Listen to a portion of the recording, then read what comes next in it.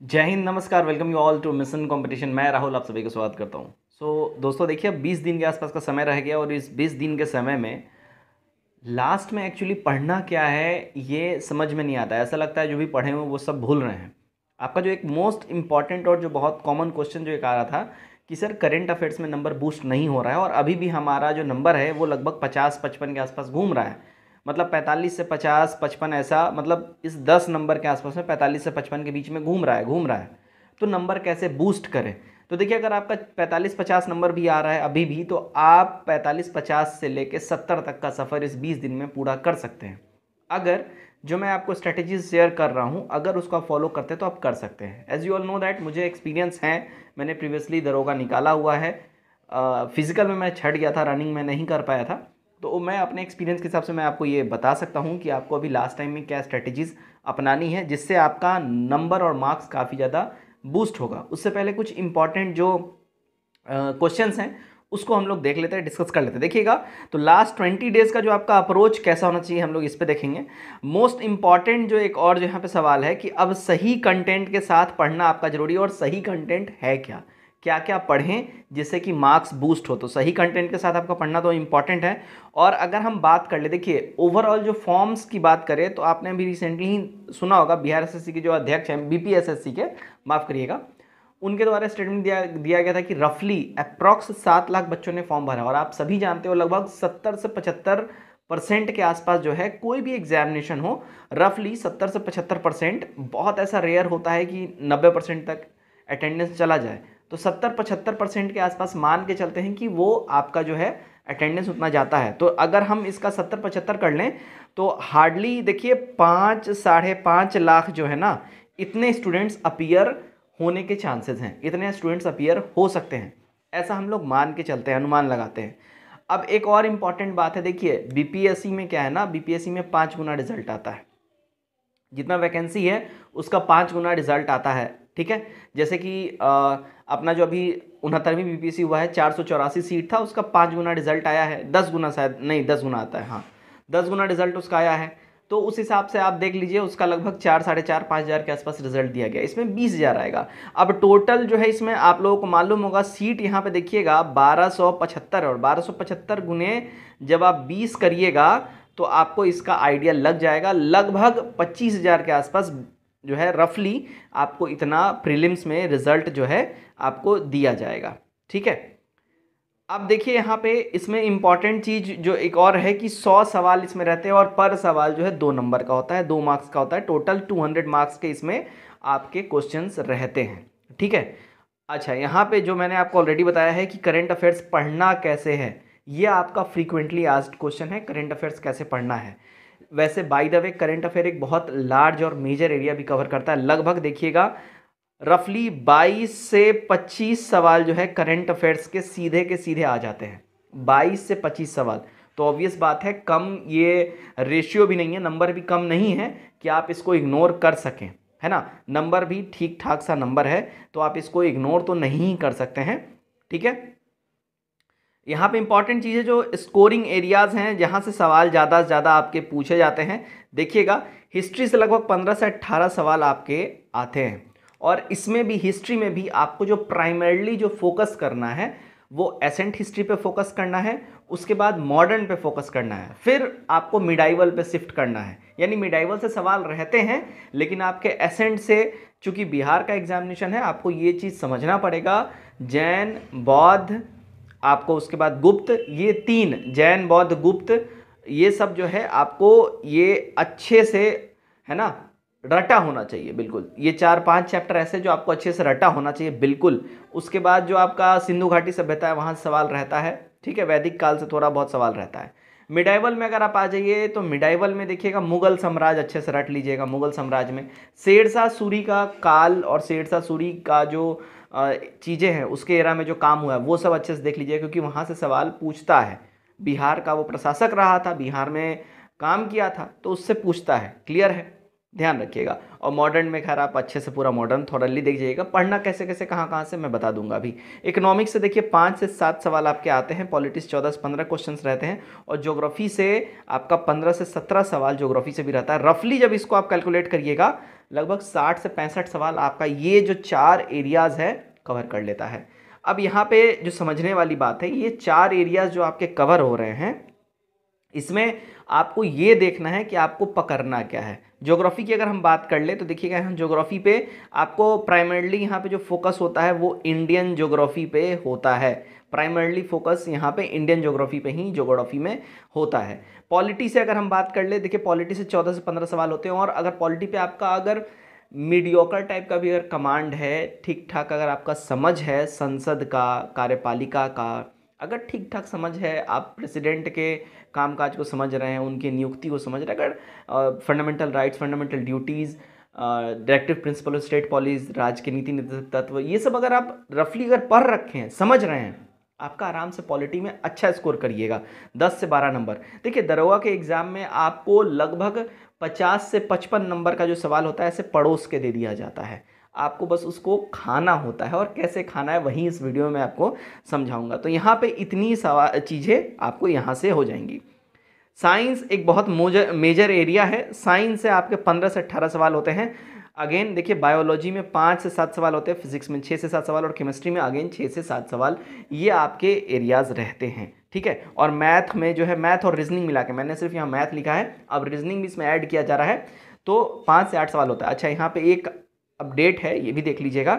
अभी देखिएगा डायल 112 वाला परीक्षा हुआ था, ठीक है, ESIC वाला, उसमें इंग्लिश भी पूछ दिया था, ठीक है, 5 सवाल के आसपास अंग्रेजी भी पूछ दिया था, तो माइट भी इस बार इंग्लिश भी पूछ दे।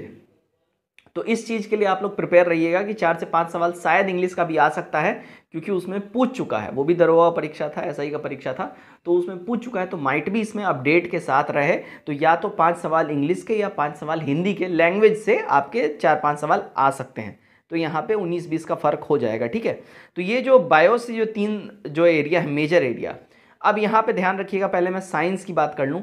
अगर आपने साइंस में रेलवे स्पीडी साइंस पढ़ा हुआ है देन वेल इन गुड, अगर नहीं पढ़ा है, मैं सबसे बेहतरीन चीज़ आपको बताऊंगा इस 20 दिन में, बस आप उतना पढ़ लीजिए। देखिए घटना चक्र का आता है, एक घटना चक्र का आता है, क्या घटना चक्र का आता है, वन लाइनर, ठीक है, वन लाइनर आता है घटना चक्र का। ये सबसे बेहतरीन किताब है, चाहे दरोगा का परीक्षा दे रहे हों, बिहार SSC की परीक्षा दे रहे हों, SSC की परीक्षा दे रहे हों, BPSC की परीक्षा दे रहे हों, सब में ये काम आता है, सब में काम आएगा। वन लाइनर है ये बुक, अगर आप नहीं लिए हैं जाके ले लीजिए बुक, ठीक है, डेफिनेटली ही घटना चक्र का वन लाइनर बुक ले लीजिए। और इसमें से आपको करना क्या है, चूंकि वन लाइनर फॉर्मेट में है, इसमें सारा जो है सब्जेक्ट वाइज, चैप्टर वाइज दे दिया है। बायोलॉजी में चैप्टर वाइज पूरा, जैसे कि मानव तंत्र है ना, उसके बाद कोशिकांग, ये सब कुछ, सेल्स वगैरह सारा डिवीजन, मतलब वहाँ पे वन लाइनर फॉर्मेट में सब दे दिया है। मतलब अगर मान के चलो, अगर मानव तंत्र आप पढ़ रहे हो, ठीक है, मानव तंत्र पढ़ रहे हो या कोशिका वगैरह ये सब पढ़ रहे हो, तो उससे संबंधित जितने आपके प्रोबेबल क्वेश्चंस बन सकते हैं, मान लीजिए कि 60, 70, 100, 125, 200 सवाल जो बन सकते हैं, वो वन लाइनर फॉर्मेट में दे दिया है। 1-1.5 पन्ना 2 पन्ना में एक चैप्टर खत्म। तो आपको वहाँ पे समझना कुछ नहीं है, आप बस उसको पढ़ते जाइए और कोशिश करिए इस 20 दिन के अंदर में कम से कम, देखिए ज़्यादा मैं नहीं बोलूँगा, लेकिन कम से कम एक बार फुल उसको ख़त्म कीजिए और एक बार रिवीजन जरूर कर लीजिए इस 20 दिन में। ये पॉसिबल है, और आप बस इतना कर लीजिए, आपका नंबर देखिए कहाँ बूस्ट होगा। उसके बाद देखिए करंट अफेयर्स के लिए मैं यहाँ पे बोलूँगा, देखिए करंट अफेयर्स आपका मेजर एरिया कवर करता है, मेजर एरिया। आप अगर चाहे स्पीडी पढ़ रहे हो, इडुटीरिया पढ़ रहे हो या PD पढ़ रहे हो, ठीक है, PD थोड़ा सा एडवांस लेवल का हो जाता है, तो दरोगा वाले बच्चे इसको प्रेफर कम करते हैं, लेकिन बहुत बच्चे पढ़ते हैं। तो जो भी अगर आप लोग पढ़ रहे हो डजेंट मैटर, लेकिन मैं यहाँ पे आपको जो चीज़ें बता रहा हूँ उसको आप समझिएगा। अगर आप स्पीडी पढ़ रहे हैं या इडुटीरिया पढ़ रहे हैं, तो यहाँ पे ध्यान रखिएगा, यहाँ पे शुरू का जो है लगभग 30 से 35 पन्ना जो होता है। अब मैं क्यों बोल रहा हूँ 30 से 35 पन्ना, देखिए इस 30 से 35 पन्ना में सारे इंपॉर्टेंट टॉपिक्स कवर कर लेता है वो, जैसे कि नई नई नियुक्तियाँ हो गई, नया नया जो अपना इसरो का जो स्पेस टेक्नोलॉजी में वो काम कर रहा है, उसके बाद जो सरकार की योजनाएं हैं वेरियस गवर्नमेंट्स के, है ना, मिलिट्री एक्सरसाइजेज हैं, ये सारे 30 से 35 पन्ने में आ जाते हैं। अब इस 30-35 पन्ने को रटने का क्या फ़ायदा होगा, अगर आपने इस 30 से 35 पन्ने को रगड़ के पढ़ लिया, अच्छे से पढ़ लिया है, तो ध्यान रखिएगा, आपका जो वन लाइनर सवाल जो मंथ वाइज रहता है, लगभग मान के चलते हैं हम 2000 के आसपास जो है इसमें वन लाइनर सवाल मंथ वाइज रहता है, 2000 से 3000, वो आपको बाय डिफ़ॉल्ट याद हो जाएगा। जब आप यहाँ इतना 30-35 पन्ना पे कमांड कर लीजिएगा, जब वहाँ जाके वन लाइनर पढ़िएगा आपको वो ऐसा लगेगा कि पढ़ा हुआ है, ये हमको एफर्ट इसमें नहीं लगाना पड़ रहा है, याद हमको है ये ऑलरेडी, क्वेश्चन पढ़ते ही आपको याद आ जाएगा। उसी तरह एमसीक्यू में भी आपका सेम चीज़ होगा। तो सारा खेल ये 30 से 35 पन्ने का शुरुआती का रहता है, उसी 30-35 पन्ने का सारा गेम पूरे बुक में रहता है, बस इतना समझ लीजिए। तो आपको इस पे कमांड करना है, कोशिश करिए ये 30 से 35 पन्ना आप घोर के पी जाइए इस 20 दिन के अंदर में, कम से कम नहीं भी तो रफली इसको 5 बार जरूर रिवीजन कर जाइए, 4 से 5 बार रफली। आपको फिर देखिए आपका नंबर जो है, जो 25 सवाल जो यहाँ पूछते हैं करंट अफेयर्स के, इसमें से आप रफली 22 जरूर सही करिएगा, 22 जरूर सही करिएगा, आप बस इतना करके जाइए, ठीक है। और जो मोस्ट इंपॉर्टेंट चीज़ है जो बहुत बच्चे इग्नोर कर रहे होंगे, बहुत लोग लगा रहे होंगे, आपको एटलीस्ट कम से कम कितना भी बुरा हो तो आपको 2 प्रैक्टिस सेट दिन का लगाना है, 2 से ज़्यादा लगा ले तो 3 जरूर लगा लीजिए, ठीक है। और ये लगाने का खाली नहीं है, लगाने के साथ साथ आप इसमें जो है इसका एक्सप्लेनेशन थोड़ा, जो आपको मान लो अगर 100 सवाल है, 100 के 100 सवाल का आप एक्सप्लेनेशन पढ़िएगा, बहुत समय लग जाएगा। तो मैं आपको यही बोलूँगा कि उस 100 के 100 सवाल का एक्सप्लेनेशन मत पढ़िए। जो गलत हुआ है, मान लीजिए कि 100 सवाल आपने बनाए, 50 आपके सही हुए, 50 गलत हुए, जो 50 गलत हुए उस 50 का एक्सप्लेनेशन पढ़ जाइए अच्छे से, ठीक है। वो आपको आगे वाले प्रैक्टिस सेट्स में काफ़ी हेल्प करेगा क्योंकि क्वेश्चन रिपीट होते हैं। दूसरा, जो अगर आपके पास PYQ अगर है, ठीक है, PYQ अगर है तो PYQ जरूर करिएगा। PYQ से मोटा मोटी 8 से 10 सवाल हर साल रिपीट रहते हैं, 8 से 10 सवाल PYQ से रिपीट रहते हैं, तो इस पर क्यों रिस्क लीजिएगा। PYQ डेफिनेटली ही इसको करिए, आपको PYQ करने के बाद बहुत हेल्प मिलेगा, ठीक है। अब यहाँ पे हम लोग ये तो कर लिए, हम लोग आते हैं अब यहाँ हिस्ट्री वगैरह की अगर हम बात करें, हिस्ट्री, इकोनॉमिक्स, पॉलिटी, तो देखिएगा मैं फिर से आपको बोलूँगा, हर किसी के पास लूसेंट होगा या तो क्राउन होगा। ये 2 बुक तो हर स्टूडेंट के पास में, हर बच्चे के पास में आपको मिल ही जाएगा। आप जो भी प्रेफर करिए, चाहे क्राउन प्रेफर करिए, लूसेंट प्रेफर करिए, डजेंट मैटर है।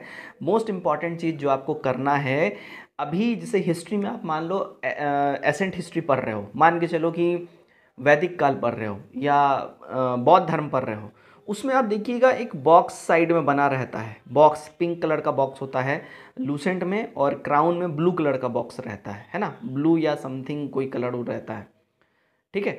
तो उसमें जो बॉक्स में जो इंपॉर्टेंट लाइंस दिए हुए हैं वो पढ़ लीजिएगा। दूसरी बात, आपने जब ये किताबें पढ़ी होंगी, आपने ज़रूर हाइलाइटर अगर यूज़ किया होगा, हाईलाइट किया होगा, अगर पेन या पेंसिल यूज़ किए होंगे, अंडरलाइन किए होंगे, तो जो अंडरलाइन आपके किए हुए जो वर्ड्स हैं, जो लाइन्स हैं, उसको अच्छे से देख जाइए, क्योंकि उसको आपने हाईलाइट किया है। क्यों किया है? शायद जब आपने उसको हाईलाइट किया, आपने ये सोच के हाईलाइट किया होगा कि ये क्वेश्चन VVI है, या हमको ये नहीं पता था, मेरे लिए नया सवाल है, तभी तो लोग हाईलाइट करते हैं।